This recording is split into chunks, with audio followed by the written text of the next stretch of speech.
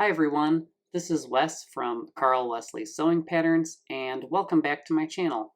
In this video, I'm going to talk about some of my best tips for sewing buttonholes. My first and most important tip is to test and practice your buttonholes. I would never suggest going directly to your garment to make buttonholes without doing a test run on some scraps of fabric first. In my experience sewing buttonholes, I have always regretted when I didn't do a test run first because there are a lot of tiny stitches you would have to pick out if your buttonhole turns out bad. It really doesn't take long at all to do several practice buttonholes, and this way you will be really confident when you go to make buttonholes on your final garment. My second tip for sewing buttonholes is to use interfacing on the area where the buttonholes will be stitched. If you are working from a pattern, the instructions should have you interface the button band or other area where buttonholes will be applied. Button closures on garments undergo a lot of stress from regularly buttoning and unbuttoning the closure, so some interfacing will give some extra stability to this area. For most applications, medium weight fusible interfacing will work just fine, so I tend to keep this on hand all the time. For the purposes of my demonstration, I will be using a simplified button band, which is just a piece of muslin with a 1-inch folded over edge that is stitched down. On most garments, the button band will probably be more complicated than what I'm showing you here, especially if you are making a tailored men's dress shirt, but for the purposes of this tutorial, I mainly wanted to focus on the stitching and cutting of the buttonholes. Next, let's talk about how big to make your buttonholes. A general rule of thumb to follow is to make the buttonhole 1/8 of an inch longer than the diameter of the button. Generally, your pattern will specify what size button to use. When I don't know the size of the button, I like to use one of these small sewing rulers that has a slider to measure the diameter across the button. It's easy to figure out the measurement that is 1/8 of an inch larger than the button because all you need to do is move the slider out 1 notch on the ruler. This yellow button measures about 5/8 of an inch, so I want to make the buttonholes 3/4 of an inch long. To make it easier to mark the length of the buttonholes on my garment, I'm going to use a folded up index card to make a template. I'm going to make 2 notches to indicate the length of the buttonhole, and then I'm going to fold the index card in half to find the center of the buttonhole. The center of the buttonhole marking will be useful for spacing out the buttonholes properly on our garment. If you place your button on the template you just made, there should be a little bit of space on each side between the markings. Any shorter and it would be difficult to button and unbutton the garment. Next, let's talk about marking the buttonholes on the garment before we go to the sewing machine. There should be some kind of markings on your paper pattern to indicate where the buttonholes are, and one popular method of transferring those to the fabric is to use transfer paper and a tracing wheel. I tend to not be fond of this method because I don't think the lines show up well enough on the fabric. Instead, I'm more likely to measure the spacing on the paper pattern and then duplicate it on my fabric. The buttonholes should go directly in the center of the button band, so on my index card template, I'm just going to visually center the edge with the center of the button band, and then place a marking on the top and bottom where the edges of the fabric are. For demonstration purposes, I'm going to pretend that the buttonholes on my paper pattern are 2 inches apart, so I'm going to place buttonhole markings at those increments on my fabric. For buttonhole markings, my preference is to use a wash-away fabric marker, such as this purple water-soluble pen, but there are several different kinds of these markers available. Always be sure to do a wash test on a scrap of fabric to make sure that your marking method does come out of the fabric, because you don't want to leave any permanent marks.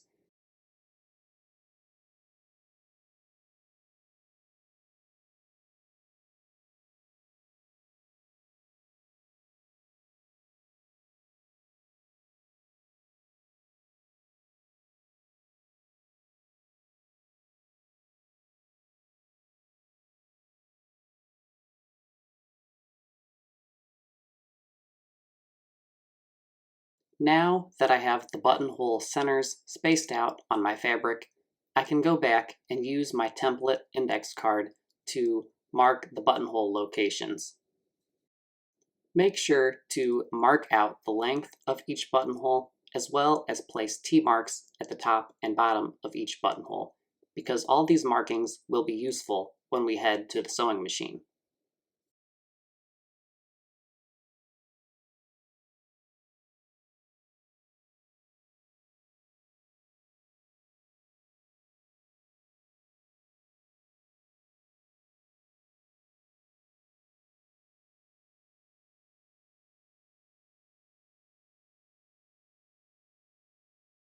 Now that we have all the prep work done, it's time to head to the sewing machine and actually stitch out the buttonholes. First, I will show you how to do multi-step buttonholes on a basic mechanical sewing machine, and then I will show you how to do one-step or automatic buttonholes on a more sophisticated computerized machine. Please note that there are individual differences between different sewing machine models, such as the number of steps in the buttonhole or the stitch pattern, so it's best to consult your manual before you start stitching. My mechanical sewing machine is a basic Singer heavy duty, so let's talk about the stitch settings I'm going to use. First, the stitch width needs to be set all the way up at 6. Second, the stitch length needs to be set to the buttonhole range, which you can see on the dial. Since we want the stitches to be close together, I turn the dial to 0 first, and then turn it just slightly onto the buttonhole range. Finally, on the stitch dial, we can see the steps of the buttonhole numbered 1 through 4. These steps will be worked in numerical order, and next to each number, you can see the part of the buttonhole that will be stitched. As you are working the steps of the buttonhole, you do not need to adjust the stitch width or the stitch length. You will only adjust the dial with the different buttonhole steps. The manual does say to use a specific buttonhole sewing foot, but truthfully, I have never used this foot on any mechanical sewing machine when doing buttonholes. I have always just left the standard sewing foot on the machine and haven't noticed any significant difference in the way the buttonholes stitch out. I encourage you to try it both ways, and if you think it makes a difference in the buttonhole, please drop a comment below and let me know what you think.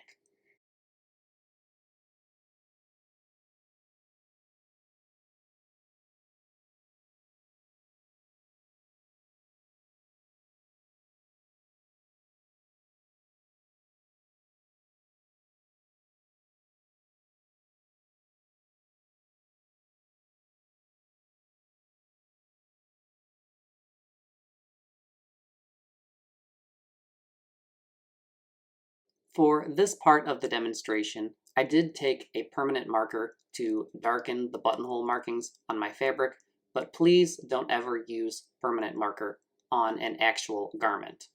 To position your fabric for the first bar tack, place the fabric underneath the presser foot so that you can see the T marking in the window of the presser foot. You can also sink the needle by turning the hand wheel to make sure that it is stitching on the marking. For the bar tacks at each end of the buttonhole, you only need to take about 7 or 8 stitches back and forth. If you go overboard and you place a lot more stitches than that, you risk the stitching getting jammed up in the sewing machine and not being able to do the next step. After you complete those 7 or 8 stitches for the bar tack, switch the stitch dial to setting 2, and then this will automatically tell the machine to do the left side of the buttonhole, and it will move backwards. The stitches should be very close together, but not on top of one another, and you may need to use some guidance with your hands to control the feed of the fabric. Continue stitching slowly until you see the T marking on the opposite side of the buttonhole appear in the window on the presser foot. At this point, switch the stitch dial to step 3 of the buttonhole and place 7 or 8 stitches to create the next bar tack. Finally, switch to step 4 of the buttonhole and the sewing machine will stitch out the right side of the buttonhole. This will be the same as the left side, but the fabric will move in the opposite direction. There is no need to stitch quickly at any part in this process, and it's best to stitch slowly and carefully. As I get back to the start point of the buttonhole, one optional step I take at this point is to change my stitch length to 0 and take a few stitches in place to secure the end of the stitching. After this last step, you can raise the needle and the presser foot and go ahead and clip your threads close to your buttonhole.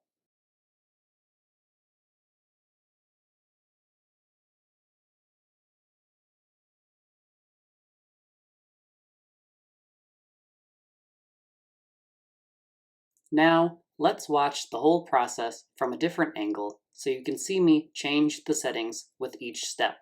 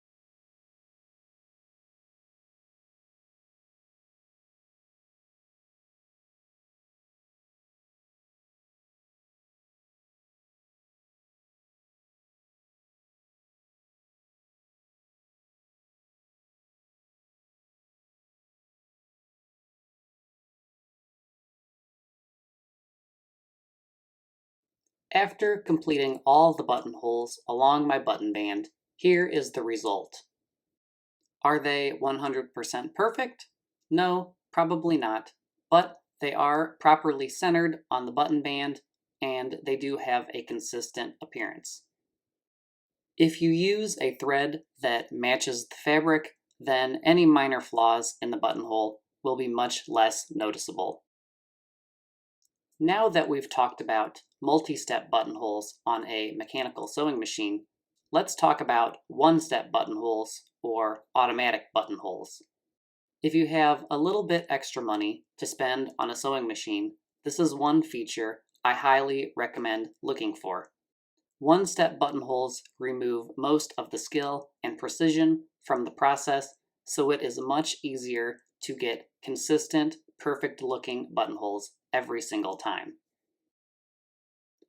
Unlike multi-step buttonholes that don't necessarily require a specific presser foot, one-step buttonholes do require a specific buttonhole sewing foot because it tells the sewing machine how big to make the buttonhole.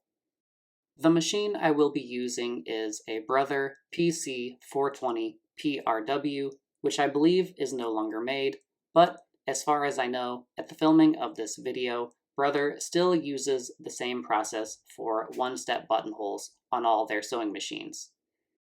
Please bear in mind that depending on your specific sewing machine make or model, This process may be a little bit different, and you should probably consult your sewing machine manual for best results.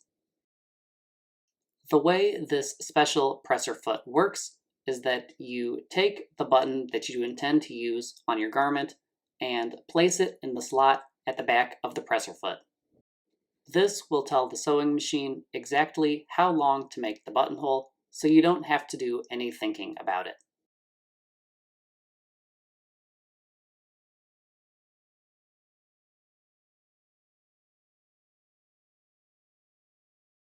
Snap on the presser foot and then pull down a lever located on the left side of the sewing machine, just to the left of the presser foot. This lever is also used to tell the sewing machine how long to make the buttonhole and when to switch directions in the stitching. I also like to pull out my thread tails before I get started. Here's a view from the left side of the sewing machine so that you can get a better view of where the lever is located. If you forget to pull this lever down, or if you forget to put the correct presser foot on, don't worry, because the machine won't let you stitch out any buttonholes unless you have both of these engaged. For the demonstration, I'm just going to select the basic buttonhole, but this particular machine does have several different buttonhole stitches built in. After you select the buttonhole, the screen on the sewing machine will show you the letter of the presser foot you need, and it will also display the direction that the buttonhole will be stitched out. When using the automatic buttonholes on my machine, I have never adjusted any of the other settings, and my buttonholes have always turned out great. The machine will start stitching out the buttonhole at the bottom bar tack and work its way around.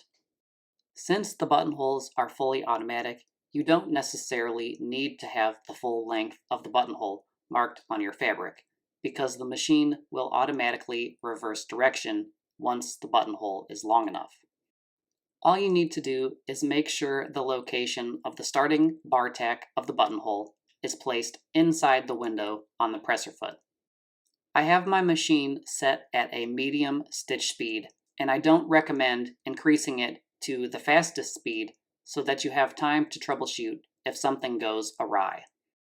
One thing that I really like about this machine is that if you have the foot pedal unplugged, all you have to do is push the start button directly above the presser foot, and the machine will stitch out the buttonhole until it is complete, and then stop automatically. Once you raise the needle and the presser foot, the machine will reset itself and you are ready to stitch out the next buttonhole. Super easy, right? And the buttonhole looks perfect. One-step buttonholes are a feature that is definitely worth looking for if you have the budget to afford a little bit higher-end sewing machine.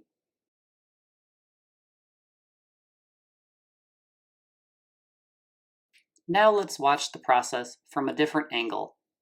You can see on my fabric that I've only marked the location of the starting bar tack for each buttonhole. Center that first bar tack location in the window on your presser foot, and you're good to let the machine do the rest. Also notice that I carefully placed the presser foot so that it is perfectly centered on the button band. You may notice that the stitching pattern on this buttonhole is quite a bit more complex than the 4 steps on the multi-step buttonhole. You don't need to worry though, because the machine will do its thing and it will stop when the buttonhole is completed.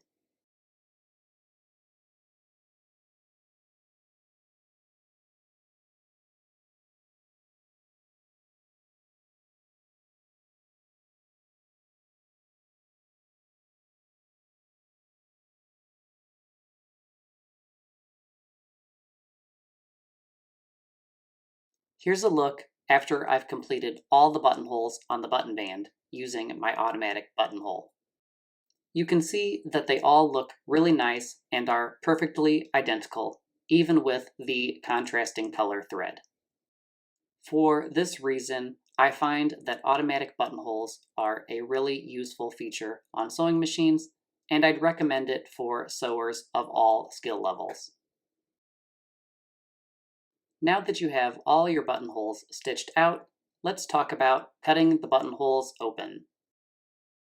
The typical way that people open buttonholes is to take a seam ripper and run it through the fabric between the length of stitching of the buttonhole. I highly suggest that you place a pin in the fabric before the bar tack on the buttonhole stitching so that you don't get carried away and accidentally seam rip through the end of your buttonhole. The goal when cutting open the buttonhole is to try and not cut any of the stitching, just cut the fabric.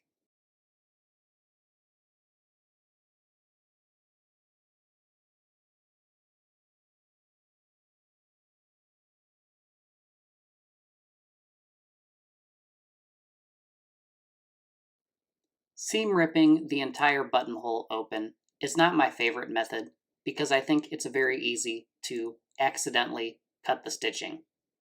Instead, what I normally do is use my seam ripper to make just a large enough hole that I can fit my small embroidery scissors in and use my scissors to cut the rest of the length of the buttonhole open.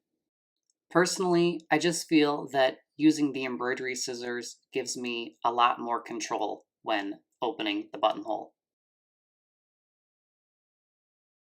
Another method that some people use to open buttonholes is to use some kind of a punch tool, but I haven't used that method myself, so I won't talk about that here. Now that you know all about making buttonholes, I'm going to show you my #1 top secret tip for making perfect buttonholes. After you have all your buttonholes stitched and cut open, apply a bead of fray check along the length of the stitching of each buttonhole. I find that this extra step really helps keep the buttonholes reinforced and looking perfect for the length of the life of the garment that you are making. I tend to apply the fray check liberally to my buttonholes because it will dry clear and not alter the appearance of the buttonholes, but if you are worried about applying too much, you can pick up a cheap dollar store paintbrush and use that to lightly brush the fray check on your buttonholes. This concludes the tutorial on sewing buttonholes, and I hope now that you've watched it and you have a little bit more knowledge, you will be able to sew perfect buttonholes every single time. As always, if you have any additional questions, please do drop them in the comments below, and I will get back to you as soon as I can.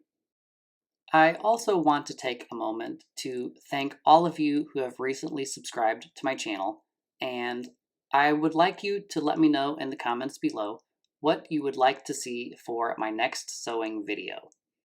Sometimes I have so many ideas, it's hard to settle on one specific topic.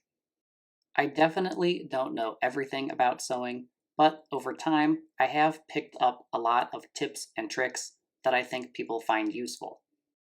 In particular, I do have quite a lot of experience sewing knits and making stretch garments, so if you have a topic related to that, please do drop it in the comments below. Alright everyone, that's all for me, so happy sewing and I will see you in the next video.